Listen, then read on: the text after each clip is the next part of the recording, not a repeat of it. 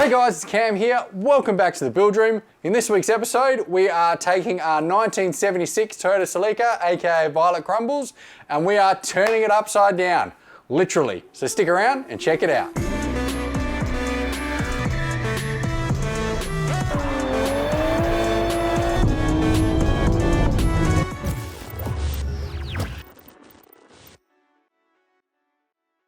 So what are we doing today? Well, I had a friend come around the other day. He watches all of the TBR episodes, but he's never actually been here and in the garage. And he commented to me that it looks a lot bigger than it really is, and it looks like I've got a lot more room.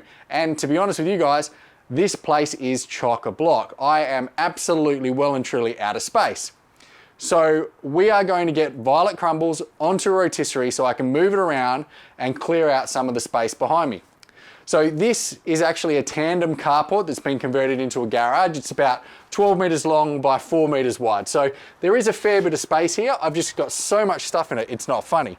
So we can see here, we've got Violet Crumbles. Violet Crumbles is still up on jack stands, so it can't be moved forward, backwards, or anywhere. When you saw me fixing the lower quarters and things like that, I had this much room to work in, and that is about maybe 800 to 900 mil.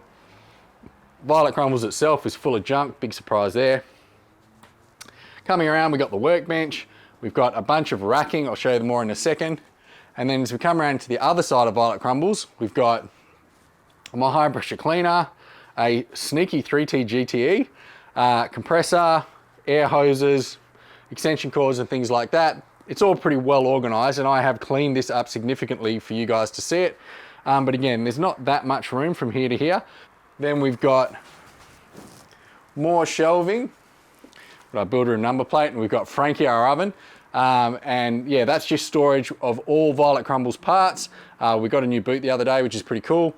We've got a vacuum, we've got the sandblasting cabinet, just general storage and junk, toolbox, and then yeah, behind the workbench. So we've got 6 meters of racking there, and the racking has I think 16 containers in it. So 16 by 3 is 48 or thereabouts. Actually, I think it's a bit less because there's bigger ones down the back. But yeah, a lot of storage of parts for all of my different projects. We've got the worst place that you could possibly keep my spray painting guns, considering these are now full of dust and stuff from grinding and sanding. We've got a row of cabinets down the back here and some more storage. And then we have hidden behind the workbench another car. I don't know if you guys have ever seen this, but you will get to see what this is by the end of this episode. So stop now and put a guess down below of what you think it is. And then coming towards the back here, we've got my biggest fan, which even though we don't use it anymore because we have aircon and a heater, which is awesome, the heater is on right now.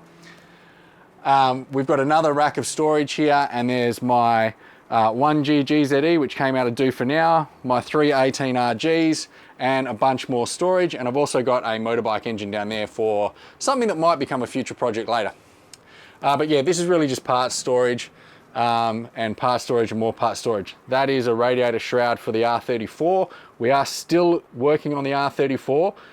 It's just taking a back burner while I try and accumulate enough parts. And yeah, more boxes of parts here. We have a leaking roof, which is great. I am fixing that. We're renovating the house. And yeah, there is not really much room at all between the welder and the cabinets. This is more like 600 mil, maybe less.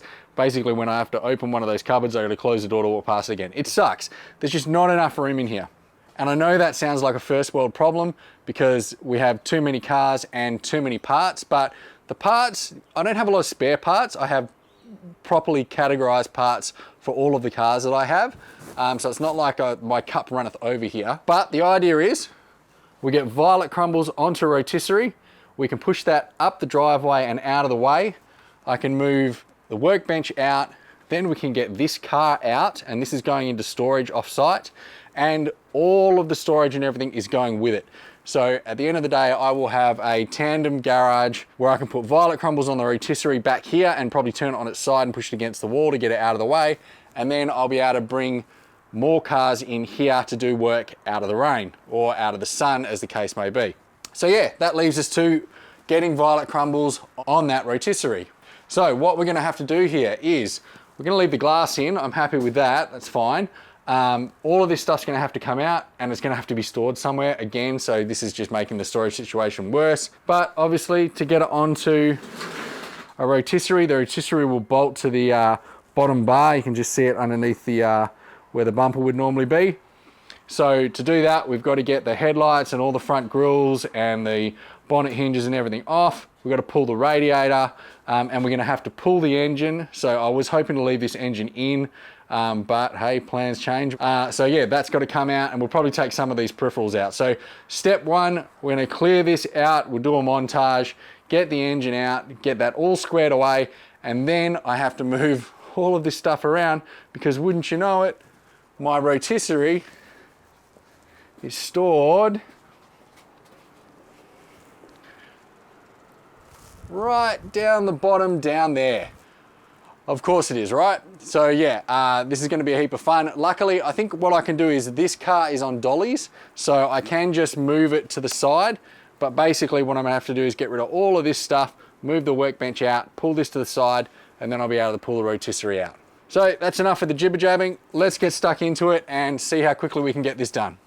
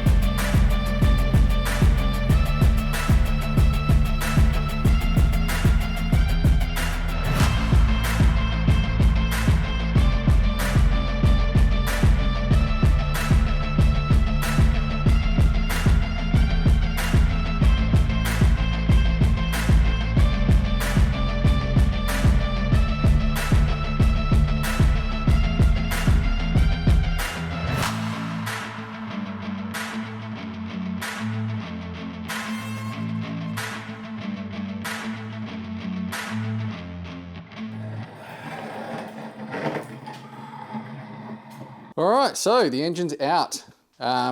Everything looks pretty good here. I didn't see any damage that we didn't already know about. You know, the main things are I need to grind back my patch panel and a few bits and pieces. Now, it's not ready to throw on the rotisserie yet. Just remember that this thing's going upside down. So while everything's sort of neat and tidy right now, when I turn it upside down, everything's gonna wanna fall out. So we're gonna go through and take off things like, you know, just easier to take off stuff like the coil, probably some of the brackets, the windscreen wipers and stuff like that, so it's not hanging down.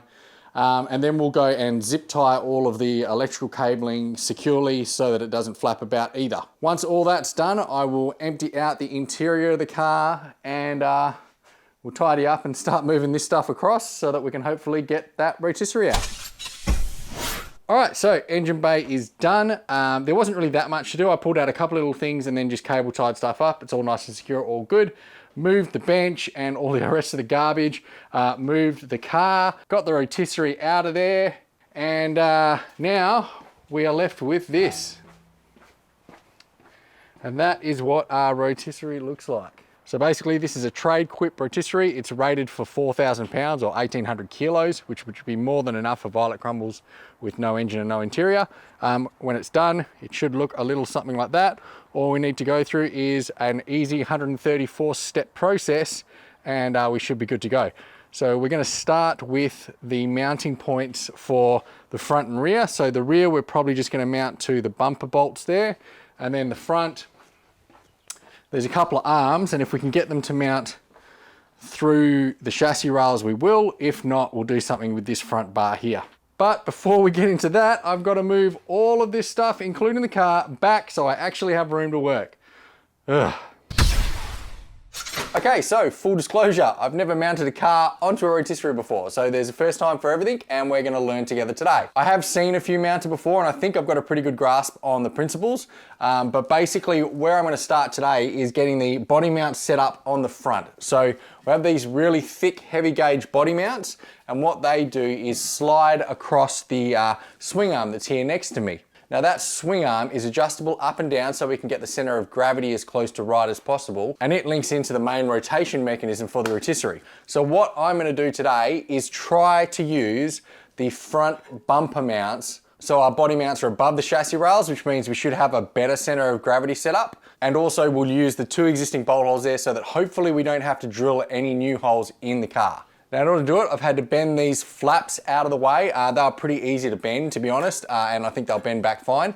And I also have bent out the inner portion. So when I try to get a long bolt into that hole of the bumper mount, I'm pretty sure it's gonna foul on that radiator support. So what we're gonna do here is we're gonna mount the body mounts onto the adjustable swing arm. We'll have that facing in just to keep it out of the way for the moment. Later on that has to be vertical so it bolts into the rest of the assembly. We're gonna measure some things out, and then what I'm gonna do, because the chassis rails on the Celicas don't run parallel with each other, I'm going to have to weld up some spacers so that we can get this thing on a straight angle and it fits on the bar. So what I'm gonna do is cut up some RHS into a wedge shape, weld it back together, drill some holes in it, and we should be good to go. Throw the whole assembly back together, and we should have something that looks like this. And yeah, it's all looking pretty damn good. These mounts are very, very solid. There's no movement in them at all. They're snugged up tight against the packers. These are 10mm high tensile bolts. They will hold plenty of weight, so I'm not worried about the capacity. We've probably only got about maybe 500 to 600 kilos in this car tops. So yeah, not exactly a lot for 8 of those bolts to hold. Now, if you look on the body mounts, there's also these welded on captive nuts. Those hold the swing arm in place so it can't move from side to side. And the reason it's set up so it can move from side to side is so that you can compensate for any difference in the weight of the body. So some car bodies are heavier on one side than they are on the other. So what you can do if you've got a body that is heavier on one side is just loosen those off and you just move the swing arm left to right to compensate. So yeah, this is all looking pretty good. I'm not gonna start on the back one just yet because what I wanna do is, in terms of this thing rotating smoothly, we've gotta make sure that this vertical arm and the vertical arm at the rear are going to be close to parallel to each other. So one of the easiest ways to do that is actually just to set up the rest of the rotisserie all the way to the back, set up the back mounting points with the rotation arms and everything, get this swing arm close to the body, and then make your mounts to suit. I will try and get this as close to level within the rotisserie, but it doesn't really matter. The only thing you really have to make sure is you get the center of gravity as close to the point of rotation as possible. And these arms adjust up and down so we can do that. So yeah, let's clear out some of this stuff that is under Violet Crumbles, and we'll start to get the rest of the unit assembled and through to the back of the car.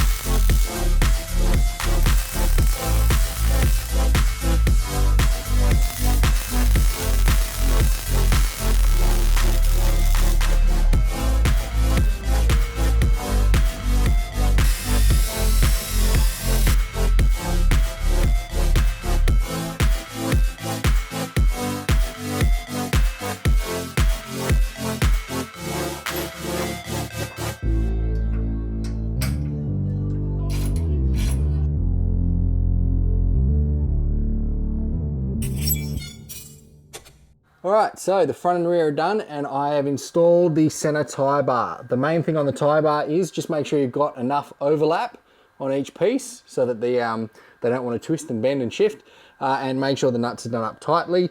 You can see I marked sort of positions where I wanted the pole to be into with tape just so I was fully covered. The back is on, those mounts came out great, and the front is on. And I've also just done up a number of these nuts just to make sure things are locked in tight. I haven't locked in things like this, but we do have the safety pins in just in case it drops. And what will happen is as I lift this, I would imagine as I lift this, it'll take up that slack before it actually tries to lift the car. With all that in place, there's really nothing else to do here but to start lifting. Now you can see this safety pin is loose. The reason being is there's a pin here and there's a pin just there. So if this comes up about 1/2 centimeter, I'll be able to slot that in. So I'm just gonna leave it loose and you'll see when it gets to the right height, I'll jump in with it. Jack stands are still under the car, so we're safe there. We won't lift it up too far. Make sure the hydraulic ram's good to go. Fun fact, hydraulic rams, that's where they get steel wool from. Now you know. Okay, we are lifting up. We're off one jack stand and we're off the other. We'll get that pin in. Safe there.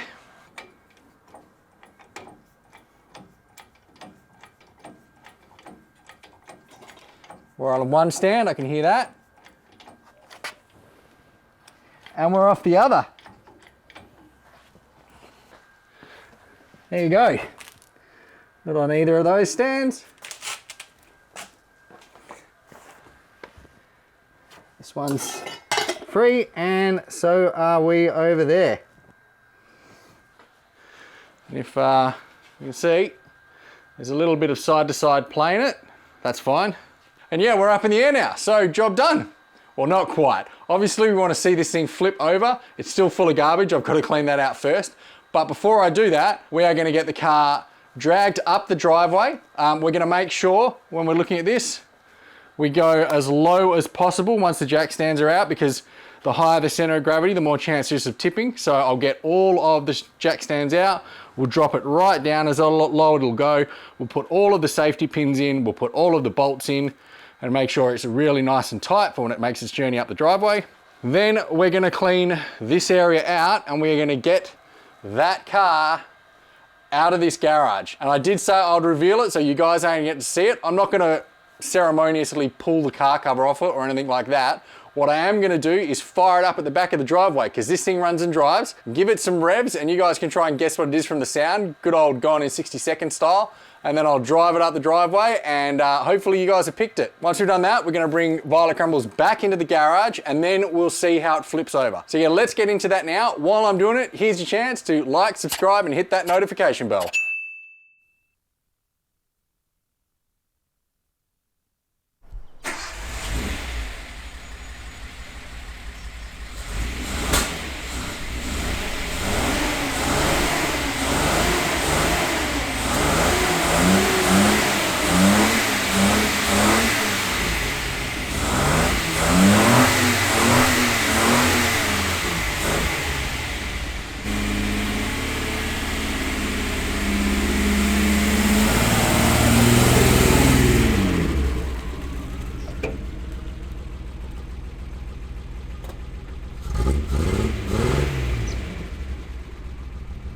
All right, so bonus points if you guessed a 1973 240Z running on probably 5 or maybe even 4 cylinders. Anyway, that's the one. Let's pack it up and get back to Violet Crumbles. All right, so we've put the Datsun to bed. We've got Violet Crumbles back in the garage. I have done a couple of things. I've put the outriggers onto the frame. The outriggers are sort of like little arms that are there in case this thing does want to tip over. It just moves the contact point outside of the body. Gives you a little bit more stability. I've also raised the swing arms up basically as high as they'll go, because I'm pretty sure that's going to get me near on the right center of gravity.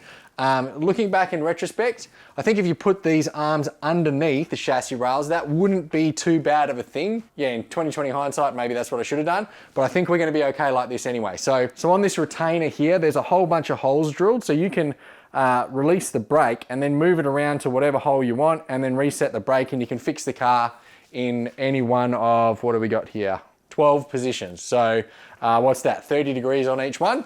So I'll release the front brake and I'll take this bar out, and then I'm gonna go to the back and release the back brake, and I'm gonna try and turn this over on my own. It doesn't feel like it's going to just drop. I think if anything, I'm gonna have to put some effort in to get it to roll. As I said, because I think there's still a little bit too much weight below the roll center. So yeah, wish me luck, and we'll see how this thing goes. Brake off on this end. And now brake off on the back end.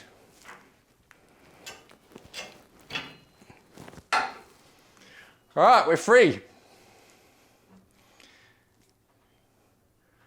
Okay, that feels pretty neutral.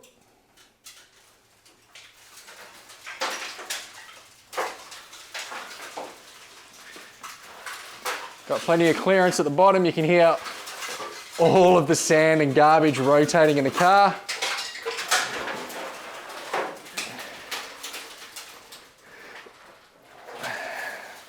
Having to put a little bit of pressure on now. That's definitely a little bit heavier, but not unreasonable. And the brake is in.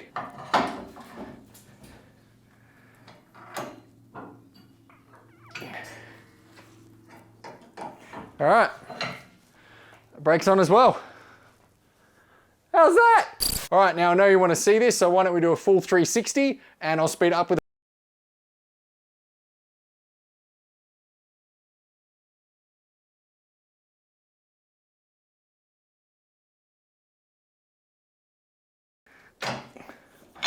All right, both brakes in.